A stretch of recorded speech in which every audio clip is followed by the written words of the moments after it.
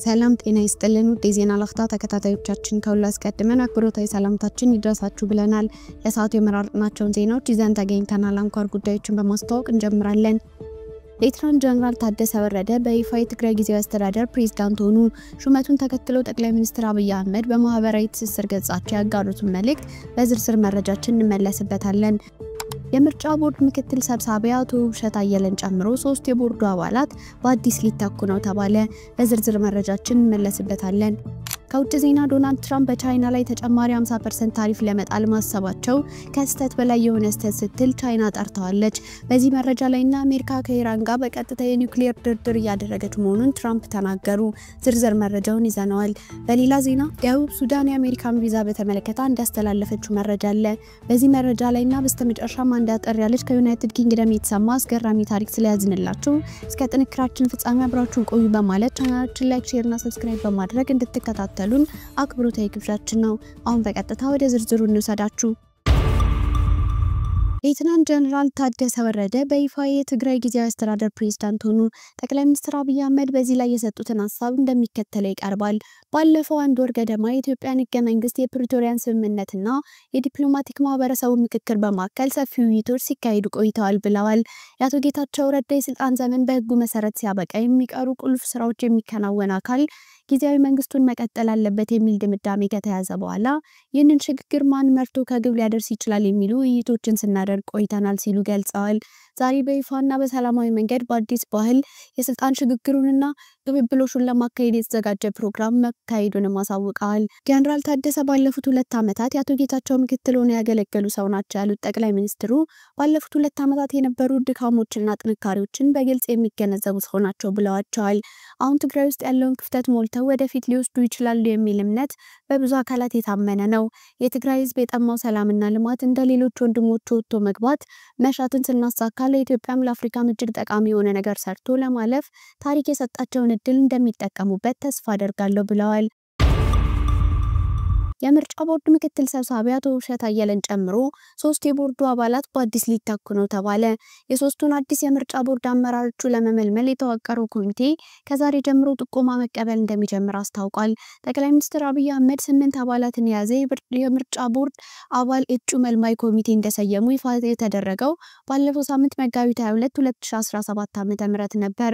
ኮሚቴው ከተቋቋመ በኋላ የእጩ ምልመላ ስራውን ለመምራት የሚያስችሉ እንደ የውስጥ አሰራር መመሪያ ማጽደቅ እና የመመልመያ ጊዜ ሰሌዳ ማዘጋጀት ያሉ ተግባራትን ሲያከናውን መቆየቱን የኮሚቴው ሰብሳቢ ቀሲስ ታጋይ ታደለ ለቢቢሲ ተናግረዋል። ትናንት በተሰጠው ጋዜጣዊ መግለጫ ከዛሬ ጀምሮ ለቀጣዮቹ 21 ቀናት ከህዝብ የእጩ ጥቆማ እንደሚቀበል ይፋ እንደሚያደርግም ሰብሳቢው ገልጸዋል።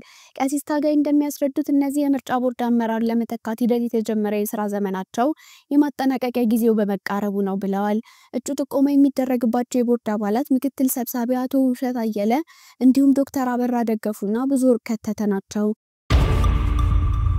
ወደ ውጭ ዜና ስናልፍ ዶናልድ ትራምፕ ተጨማሪ 50% ታሪፍ ለመጣል ማሰባቸው ከስተት በላይ የሆነ ስተት ስትል ቻይና ጠርተዋለች።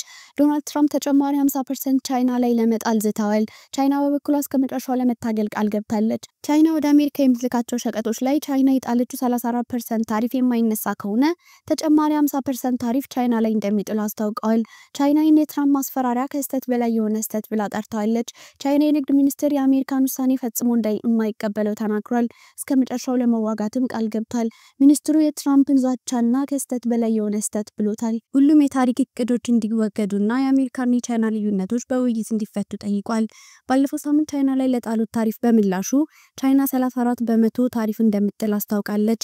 ትራምፕም ቻይና የጣለችውን ያጻፋ ምላሽ እስከ ማክሰኞ ድረስ ካላነሳች 50% ተጨማሪ ታሪፍ እንደሚጥል አስጠንቅቀዋል። ትራምፕ የጣሉትን ታሪፍ በተመለከተ በአሜሪካ የቻይና ኤምባሲ የምጣኔ ሀብት ጭቆና ነው፣ መብታችን ከማስጠበቅ ወደ ኋላ አንልም ሲል ምላሽ ሰጥቷል። ትራምፕ ተጨማሪ 50% ታሪፍ ቻይና ላይ ከጣሉ የአሜሪካ ተቋማት ከቻይና የሚያስገቡት ምርት በአጠቃላይ 104% ታሪፍ የተጣለበት ይሆናል። የቤጂንግ መንግስት ጋዜጣ ፒፕልስ ዴይሊ ግፊትና ዛቻዎች በእርግጠኝነት ከቻይና ጋር ለመነጋገር ትክክለኛው መንገድ አይደሉም በሚል ርዕስ ባወጣው ዘገባ የትራምፕን አስተዳደር ተችቷል።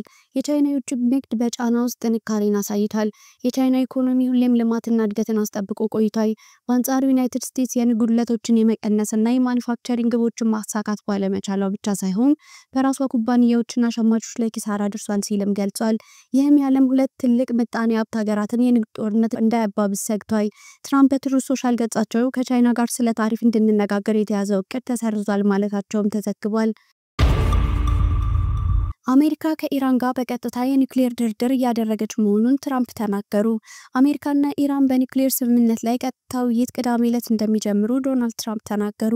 የኢራን የውጭ ጉዳይ ሚኒስቴር ውይይቱ እንደሚካሄድ አረጋግጠው ውይይቱ የሚካሄደው በተዘዋዋሪ ሊሆን ይችላል ካሉ በኋላ እድል የመሆኑን ያህል ምን እንዳለ መቃኘት ይረዳል ብለዋል። ዩናይትድ ስቴትሱ ፕሬዝዳንት ሰኞ ዕለት በዋሽንግተንና ቴህራን መካከል የሚደረገውን ውይይት በከፍተኛ ባለስልጣናት ደረጃ ነው በማለት ተናግረዋል። ስምምነት ላይ ካልተደረሰ ለኢራን በጣም መጥፎ ቀን ይሆናል ሲሉ ማስጠንቀቀዋል።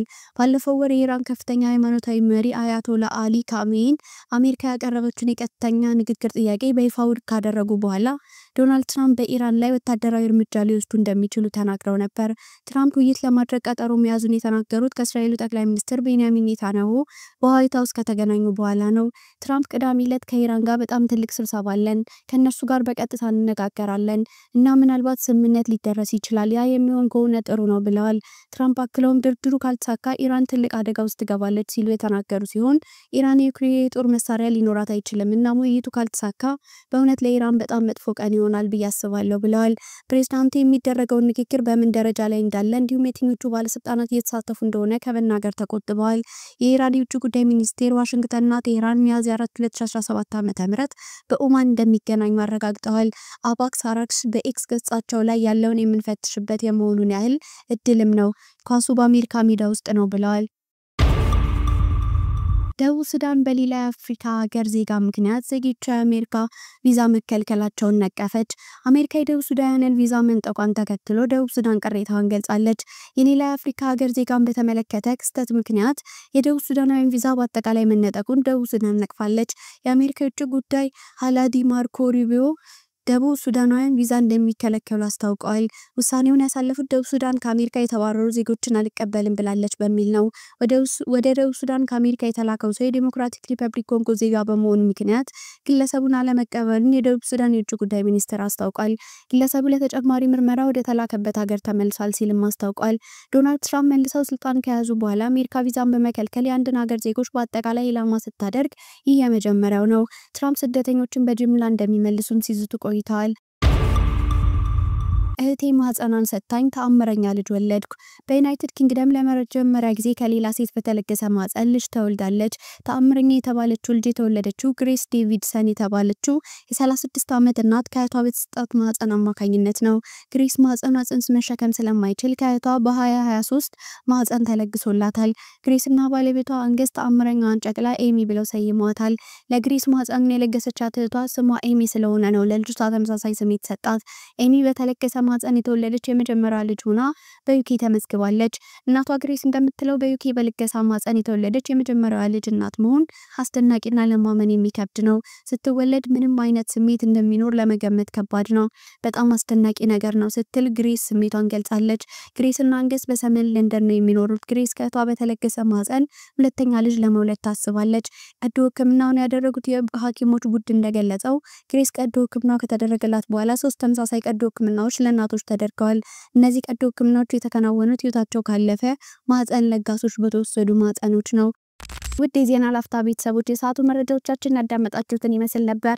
ስለተከታተላችሁን እያመሰገንን ቻናላችንን ሰብስክራይብ በማድረግ ቤተሰብ እንድትሆኑ እየጋበዝን በዚሁ ተሰናበትን። ጤና ይስጥልን።